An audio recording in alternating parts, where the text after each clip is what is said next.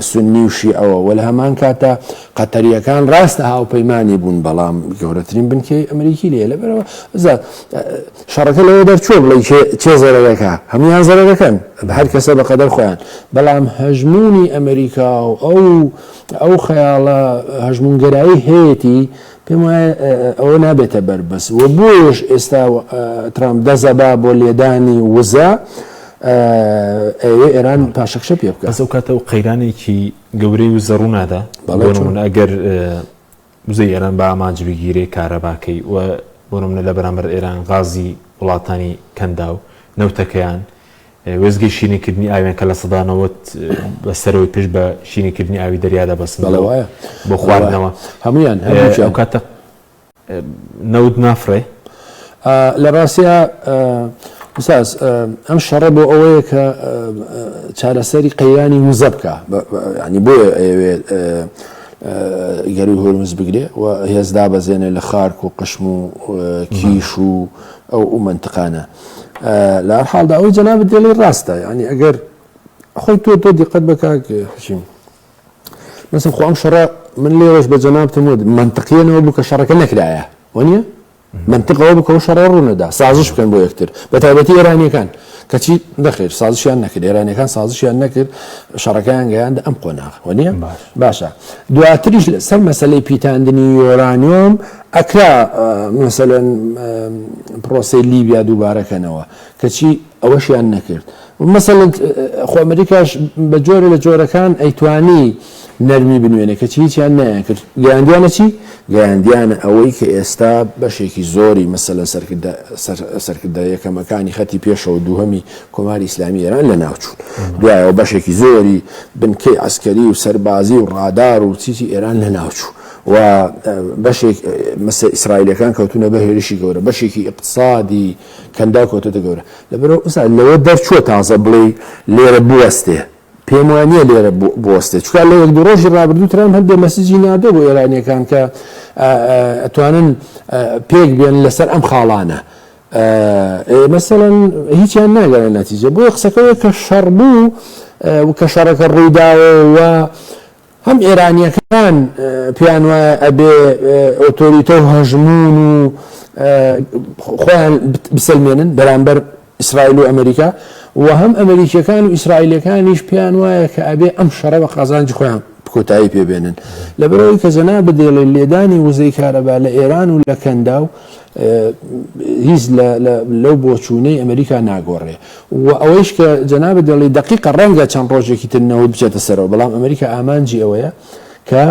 نرخی نەوت دابەزێنێ و ئەو گەروە بکاتەوە بەڕووی بە تایبەتی هەر ئێستا کە نەوتێکی زۆری بارکراو لەسەر سەفینە و باخیرەکان هەیە بفرۆشرێ و مەسەلەن دوێنێ سوودانی داوای لە ئێرانیەکان کردووە باز لەوە کرێت کە چواردە باخیرە عێراقیەکان لە ناو دەریای ڕێگایاندا کەچی ڕێگای نەداون کە بە حساب ئێران بە حساب عێراقیەکان زۆر دۆستی کۆماری ئیسلامی ئێرانن ڕێگای داوە بە کەشتەکانی یۆنان و تورکیا و چۆچۆ بەڵام ڕێگای نەداوە بە کەشتەکانی عێراق پەڕنەوە لەبەرەوە قسەکەوەیە کە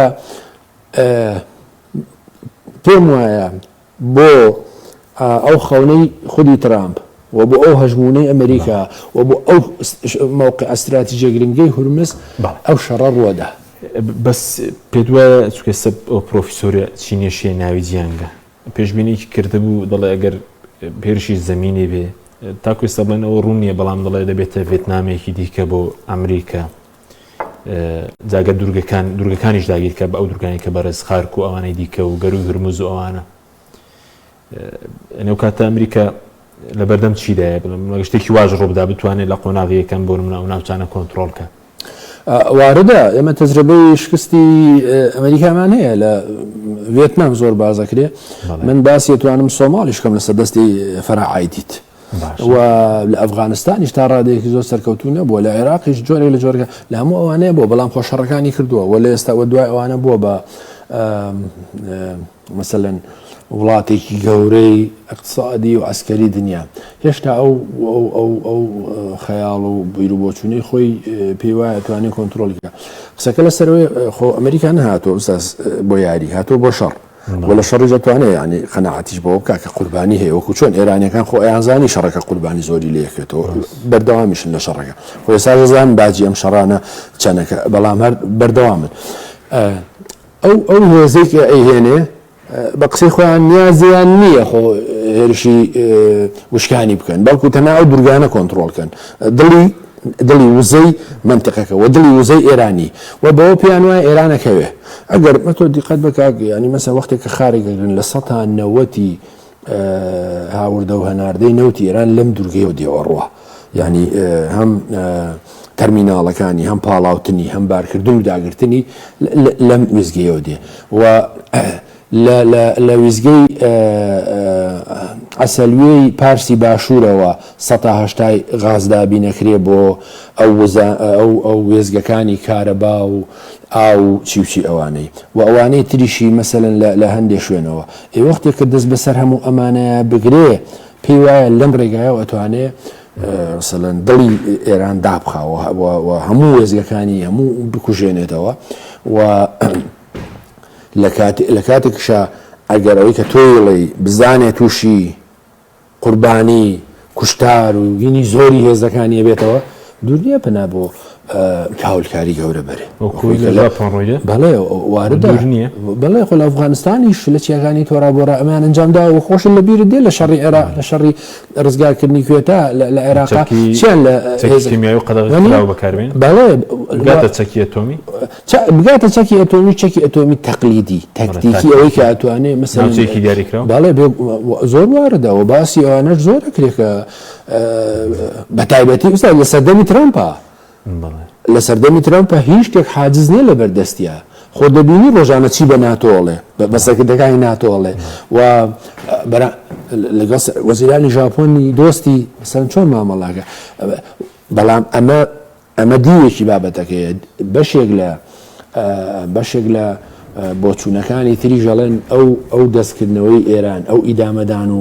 ئەوەی بە ئێران چیڵێ دەستی بە دەستڕاگەشتنی بە چەکی ئەتۆمی نەگەیشتەوە بە تایبەتی کە خۆیان ئەڵێن ئەمریکەکان و ئەوروپیەکان وتیان پێش شەڕەکە وتیان ئێران چەند هەفتەیەکی بەسە بۆی ئەو 440 کیلۆ ئێرانیۆمە پیتێنرا و بگەێنێتە ئاستی کڵاوی ئەتۆمی بەرزی کاتەوە و چیە لە مەسەلەن هاوکارەکانی رووسیا و چین ڕێیان نەداوە ئێران دەستی بەم چەکە بگاوە لە هەر حاڵدا ئەمە کارەساتی گەورەی لەیەکەوێتەوە بۆیە شەڕەکە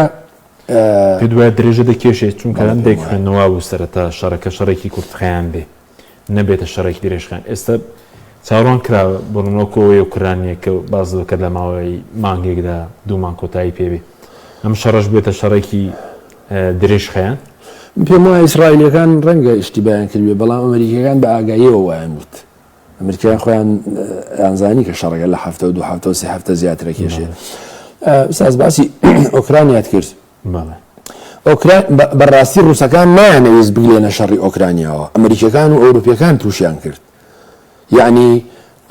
رووسیا ئەیوت با ئۆکرانیا نەبێ بە ئەندامیەکێتی ئەوروپا و ناتۆ چکە هێر مەترسی دروزەکە لەسەر سنوورەکانم بەهەرحاڵ رووسیا ئەنگلەندە شەڕێکەوە لەگەڵ ئۆکرانیا ئەوە 4-5 ساڵە کە بەڵام بۆ حاڵەشەوە دیقەت بە ئەوروپیەکان و بە تایبەتی ئەمریکەکان نایانێش ئۆکرانیا بکەوێ ئەگەر نایانی خۆ ئۆکرانیا نەیەتوانی ئەوەندە بەرگەی رووسیا بگرێ باشە تەنها ئەمریکا بەقەدەر هەموو ناتۆ یەکێتی ئەوروپا پشتیوانی ئۆکرانیای کردو بۆمانەوە لەبەرەوە رووسیا ئەنگلەندە شەڕێکەوە کە ئاسان نەبوو لی دەرچێ و ناشتوانێت بەسەرکەوتوی لی دەرچێ ئێستا هەمە سیناریۆ دووبارە بۆتەوە ڕووسەکانیش بە مەبەست ئێرانی ئەنگلەندە شەڕێکەوە لەگەڵ ئێرانیەکان بۆی کە بە ئاسایی نەتوانێت لی دەرچێ بۆ لە سەرەتای وتم لە ماوەی ئەم هەفتەی ئەخیری شەڕەکە ئێرانیەکان توانیویانە زۆرتر هەژمونی خۆیان دەرخوان لەڕووی سەربازیەوە وەکوتم S400یان ئەکتیف کردوەوە کە لە بیدایەت شەڕەکە لێ درابوو دیارە ڕووسەکانەوەیان کرد سیستەمی بەرگری بەڵێ بۆ F35 خسۆتە خوارەوە ئەمە ینی با بڵێم خاڵێکی زۆر استراتیژی و سەربازی گەورە بوو بۆ ئێرانیەکان کە F-35 بکێکن و F-16 ڕووسەکانیشان پێکاوە وەکوتم موشەکانیان چۆن گەیشتە دیگۆ F-16 ئیسرائیلیان پێکاوە بەڵێ F-16 ئیسرائیلیشان پێکاوە لەسەر ئاسمانی ئێران باشە دوایەوە چۆن موشەکانیان گەیشتۆتە دیگۆ گارسیا 4000 کیلۆمتر کە نە عێراقچی لە دانوسانەکان ئەوتێتی هەمانە نە ئەمریکەکانیش ئەویان زانیوە کە ئەوەنێ هەبێ قسەکەوێ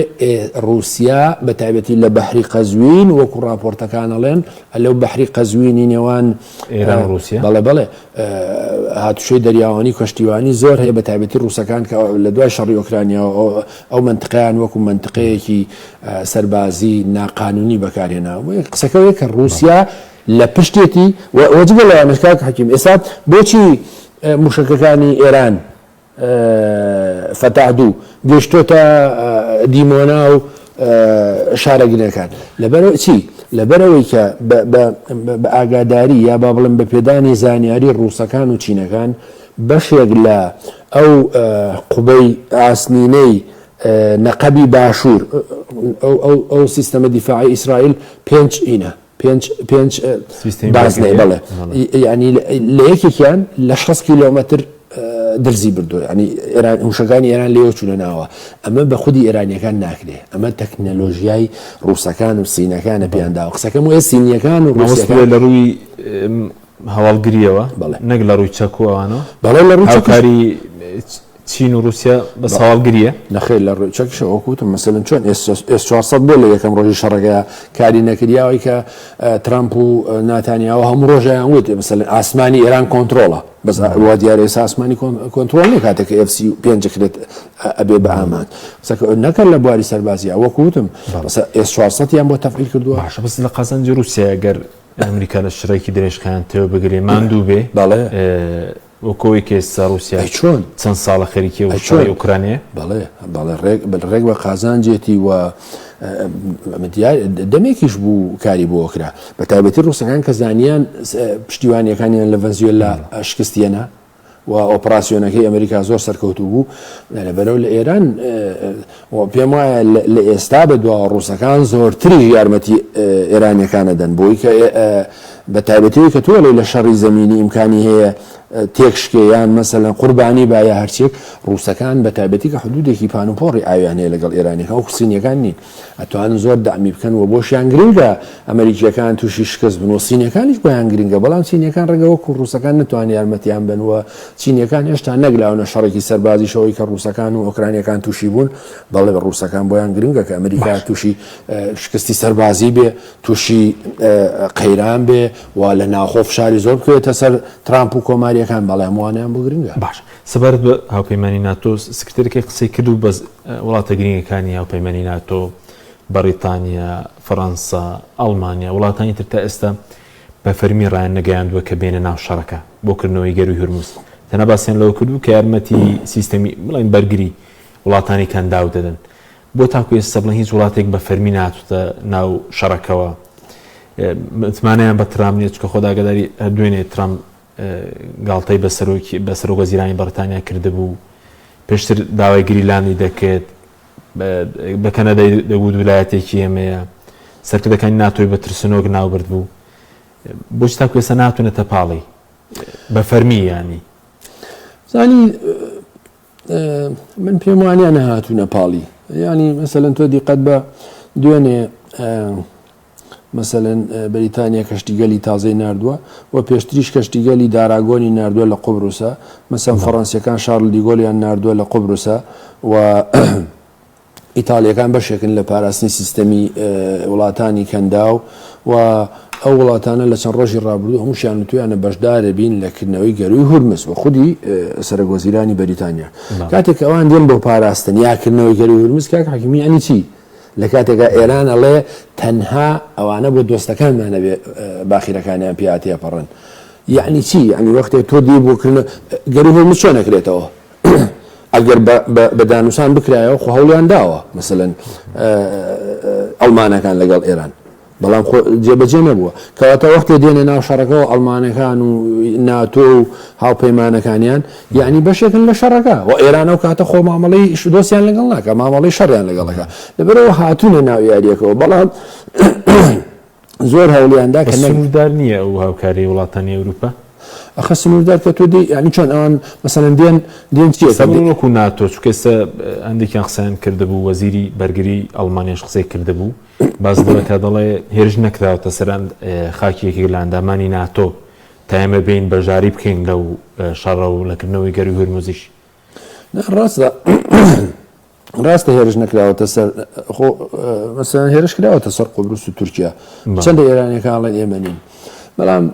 قسەکەوەی کاک حەکیم ئەگەر ئەمریکیەکانیش نەبوونایە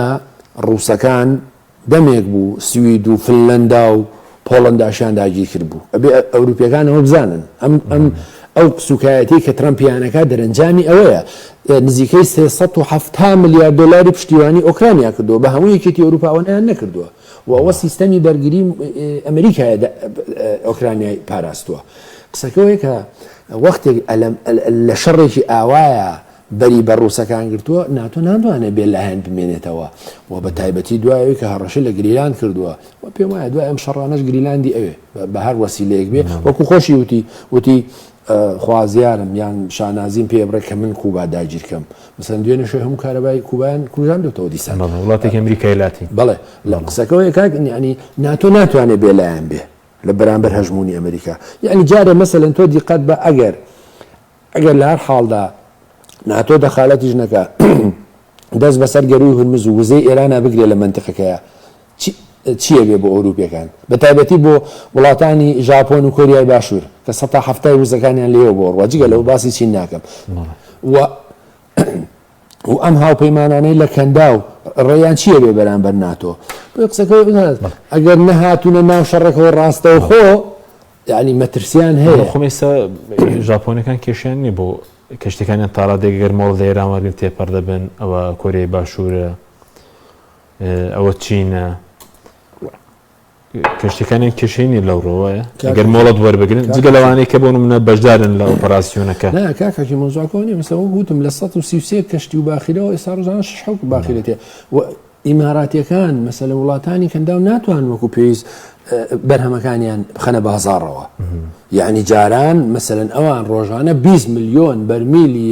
حازر بۆ خستویانەتە بازاڕەوە ئێستا ناتوانن یعنی بەهۆی لێدانەکانی ئێرانەوە وێزگەکانیان زەرری بەرکەوتووە بە تایبەتی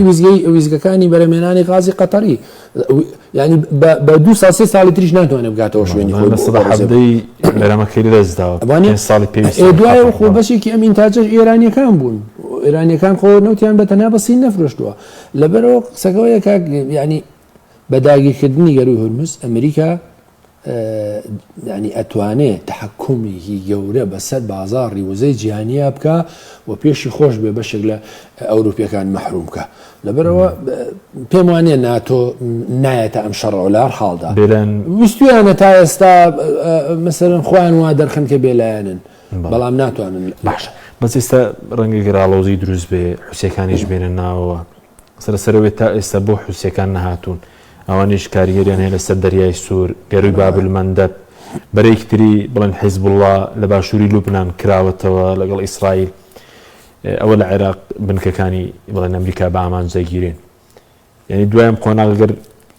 بڵێن ترامپ هەڕەشەکەی جێبگە شەڕەکە بەرفراوانتر دەبێت پێ دوای حوسەکانیش بێنە ناو شەڕەکە چەند بۆ چوونەیە چەند راپۆرت بڵاوەتەوە لە بارەیەکە بۆچی حوسەکان تا ئێستا دەخالەتیان نەکردو لە شەڕەکە بۆ چوونێکیان ئەڵێ بەم دواییانە میسریەکان دانووسانیان لەوێ کردوون بۆی بگەنە نەتیجەیەک و سەردانی دوێنەی پێرەی سیسیش بۆ لای شاسەلمان لە سعودیە گوای بەشێکی پەیوەندی بەوە هەبووە کە هەوڵدەن حوسیەکان نێنە ناو شەڕەکەەوە لە بەرامبەر لە دوای شەڕەکە ئیمتیاز وەرگرن و بە جۆرە لە جۆرەکان تەوزیعی سوڵتە بکەنەوە لە بینی حوسیەکان و حکومەتەکەی عەبدڕەب مەنسوور هادی ئەوە یەکێکە لە ئەگەرەکان ئەگەرێکی ترە لە حوسیەکان موشەکەکانیان لە شەڕی 12 ڕۆژەیە سەرف کردو ئەوەندە ئیمکاناتیان نەماوە بەشێکی تریشی ئەوەیە کاڵێن حوسیەکان چاوەڕێی ئەوەن کە شەڕەکە بە تەواوی گەورە بێ و بە تەواوی نۆکەندی گەروی هورمزدا بخرێ و ئەوانش گەروی بابل مندەب داخن گەروی بابل مندەب ڕۆژانە نزیکی 8 ملیۆن بەرمیل نەوتی پیاتی ئەپەڕێ ئەی لە 1970 نەوتی جیهان دیسان بەوێتی ئەپەڕێ بەشێکی بە نۆکەندی سیوسەوە بۆیە قسەکەوەیە کە هەموو ئەو احتیمالانە ڕاستن و ئایا حوسیەکان دێنە ناو شەڕەکەوە وەگەر هاتنە ناو شەڕەکەەوە و ئەگەر گەروی هورمز بەم قەیرانانەی ئێستای بەردەوام بێ لە نێوان ئەمریکەکان و ئێرانیەکان بێگومان نرخی وزە زۆر کێشە دروزەکە و ئەزمەیەشی گەورە دروزە بێ بەڵام ئەو بۆ چوونەش کە گوایە حوسیەکان بیانەوێ شەڕ نەکەن لە ڕووی ئیدۆلۆژیەوە تۆزی ئەڵەن قورسە ینی ئەوانە زۆر هاوپەیمانی ئێران بوون و ئێران زۆر دامی کردوێتە ئێستا ئێران نەیویست شەڕ بکەن حوسیەکە نازانم بۆچی ئەبێ بەڕاستی پرسیارێکی جدێنە بۆچی ئەگەر ئێرانەکان نەیانویستۆ لە کاتێک بەڵام کارتەکان بێجار بەکاربێنن ڕەنگی شەوابێ ئوستاز لەو لە بیدایەتی ئەم شەڕەوە یەک جار نەبێ عەبدولمەلیکی حوسی قسەی کردووە هیچ ڕۆژێک هیچ لێدوانێکی نەداوە نە بە باش نەخراپ دەرنەکەوتۆ لە میدیاکانیانەوە و هیچ جموجۆڵێکیش نییە لە ناوچەکانی کەوان کۆنتترۆلیان کردووە و بە تایبەتی کاک حەکیم دوای ئەوەی لە دووسێ مانگی ڕابردوودا کێشە لە بینی باشووریەکان و باکووریەکان لە نێوان سعودی و ئیمارات پێیا بوو بۆی کە بە ئیماراتیەکان لەگەڵ ئیسرائیلەکان دەخالەتیان کردبوو بۆی کە باشووری یەمەن داببڕن بە تەواوی لە ناوچەی حەزەرمەوت و ئانەوە سەر بەخۆی خۆیان ڕاگەیەنەوە دیسان دوایی ئیماراتیەکان کشانەوە لەوێەوە هەست دەکرێت کە بۆی ئەڵم هەستەکەم حوسیەکان لەگە سعودیەکان لە خاتێکی تەماس بنی ئای تۆ دیقەت بە نەک لە گەروی بابل مندەب کە نقطەیەکی استراتیژیە حوسیەکان ئەتوانن کۆنتترۆلیکەن لە سنوورەکانی نێوان سعودیە و یەمەن بە تایبەتی لەو منتقانەی کە ئارامکۆی تایە گەورەترین ویزگەی نەوتی دنیاە لە سنووری بە حوسیەکانەوەیە باشە لە شەڕی 12 ڕۆژەیە چەند جارێک بردومانی ئەویان کردووە لە پێشتری شەچە بەڵام لە ماوەی ئەم شەڕەیە هیچ مەترسێکیان لەسەر ئارامکۆ دروست نەکردو حوسیەکان ئەوە جگەلەوەی کە لە ڕووی ئیدۆلۆژیە و منافس ینی لە بینی شیعی ئیسماعیلی و زەیدی لەم بەراوبەر و هەمیشە حوسیەکان یا یەمەنیەکان پێیان وا بۆ خاچی ئەوانە داگیراوە بەڵام لە ماوەی ئەم شەڕەیە هیچ نە درۆنێک نە موشکێک نەگەراوەتە ئارامکۆ پێ دوێ ئەگەری هەیە ئەوانیش بێنە ناو شەڕەکەەوە سوات بە حیزب اللهش ئەو لێکەوتەی چیە لە ئێستا پێشتر وا پێشبین دەکرا لە ناوچوی بەزیستە بڕۆ هێرشیان هەیە بۆ سەر ئیسرائیلیشی موشکی و درۆنی ئەویش بەرێکی دیکەی شەڕا بڵێ باڵێ بێگومان فشاری زۆر خستۆتە سەر ئیسرائیل و ڕەنگە لە ڕاستیە ڕەنگە ئیسرائیلیەکان تەسەوری ئەویان نەکرد بێ کە حیزب الله بەو بەهێزیە ماوەتەوە بەڵام هەندێک لە راپۆرتەکان دەڵێن پێش ئەم شەڕە دیسانەوە ئێرانیەکان دامیان کردوون بە پێدانی موشکی زۆر و لە ڕاستیشە ئوستاز ئەوە بە تەنها بەهێزی حیزب الله نییە کە بەڕاستی بەهێزن لەو منطقەیە لە ڕووی نفوزەوە ئەوان لە هەشتاکانەوە دەور و نەخشیان هەیە لەوێ نفوزیان هەیە ئیدۆلۆژیای خۆیان هەیە ناوچە منطقەی خۆیان شارەزای جوگرافیەکان جگەلەوە بێهێزی دەوڵەتی لوبنانە ینی ئەم دەوڵەتە ناتوانێت هیچ کاردانەوەیشی هەبێ ناتوانێت هیچ ڕەتفعلێکی هەبێ و لەبەرەوە ئیسرائیل هەر کات دێ و لە ڕکاتی خۆشی لوبنانیەکان ڕێکەوتنێکیان هەیە کە نابێ حیزب الله بچنە خوار ڕووباری لیتانی بۆیە دوێنێ بەشێکی زۆری ئەو پردانەی وێرا کردووە لە هەر حاڵدا حیزب الله ئەتوان کارتێکی فشار بن لەسەر ئیسرائیل بە تایبەتی لەم هەلومەرجەیە بەڵام ئەوە ئیسرائیل دەست ئاواڵەکە کە جنوبی لوبنان و زاحیر بکاتە غەزا نییە ینی بۆ ئیسرائیلیش کۆنتترۆلکردنەوە چانە لە ڕووی جوگرافیەوە لە ڕووی تێچووەوە لە ڕووی ماوەکەیەوە ئەزانیم ساز بۆ قورس نییە لەبەرەوەی بەداخەوە با بڵێم زۆر دڕندانە پەلاماری خەڵکی مەدەنی و خەڵکی ئەوانە ئەدەن وەی کە لە غەزا ڕوویدا وساز خۆ غەزا هەمووی حەماس نەبووە بەڵام شارەکە تەخت بووە لەبەرەوەی ژێرخانی بڵێن تونێڵ ئەوانیان حیزب الله پشت بەوە نابەستێت کاکنیانی خۆ تونێڵە توانی چەند ساڵتیای بمێنیتەوە ئەتوانی چەنە ئیدامە بێ بەم شەڕە لەگەڵ دەوڵەتێک کە بەشێکی زۆری دنیا لە پشتێتی قسەکەم لەسەرەوەیە شەڕێکی ڕاستەوە خۆ نییە خەڵکێکی زۆری مەدەنی ئەبنە قوربانی یعنی لە ئیسرائیلیش دەست ناپارێزێ لەم بابەتە باشە چەند خولەکێکمانەوە سەبارەت بە وڵاتانی کەنداو کە سەر لە بەردەم هێرشدان پێشتر خۆڕێکەوتنی بڵێن پاکستان و سعودی شە بۆ ڕێکەوتنی بەرگری هاوبەش ئەوە چی لێ بەسەرات ئێستا باز لەوە دەکرێت کە بۆ نمونە میسر و تورکیا و سعودیە و پاکستان لەم بارودۆخە یاخود دوایان جەنگە ڕێکەوتنێک واژۆ بکەن وەکو بلۆکێکی سونی ئەزانی ئەوە وەکو بلۆکێکی سنی ئیسلامی چەند ڕۆژێکە باسی لێ یەکەکەم پێم وایە زۆرتر کەڵکەڵەی تورکیایە. زانی تورکیا هەوڵەدا جارێ لەبەرەوەی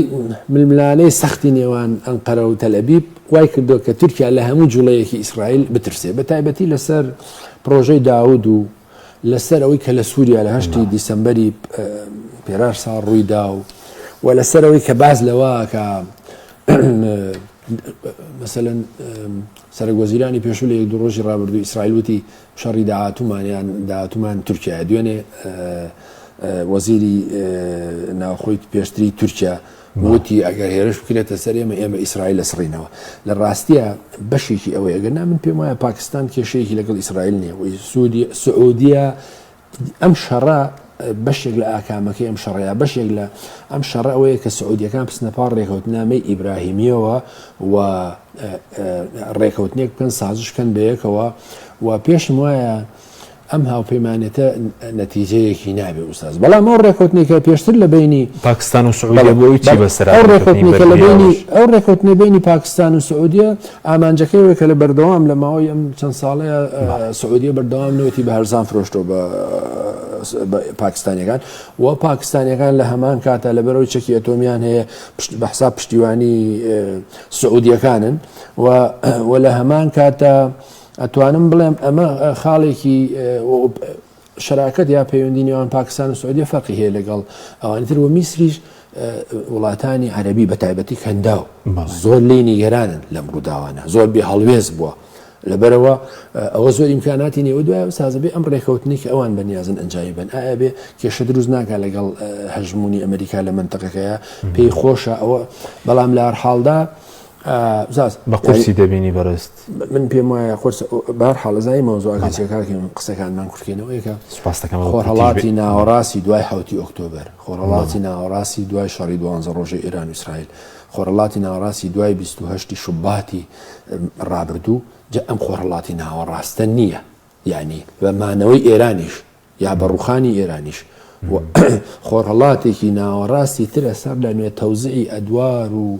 هێز و پێگە و هەژمونی وڵاتەکان نەکرێتەوە. زۆر سوپاس دەکەین ڕستکاک گەنۆر حسێن و سەر ڕۆژنامە زمانمان کردی سوپاسیان دەکەین. سوپاس بۆ بینەرانی بەڕێز سوپاس باوکارانم خواتان لەگەڵ.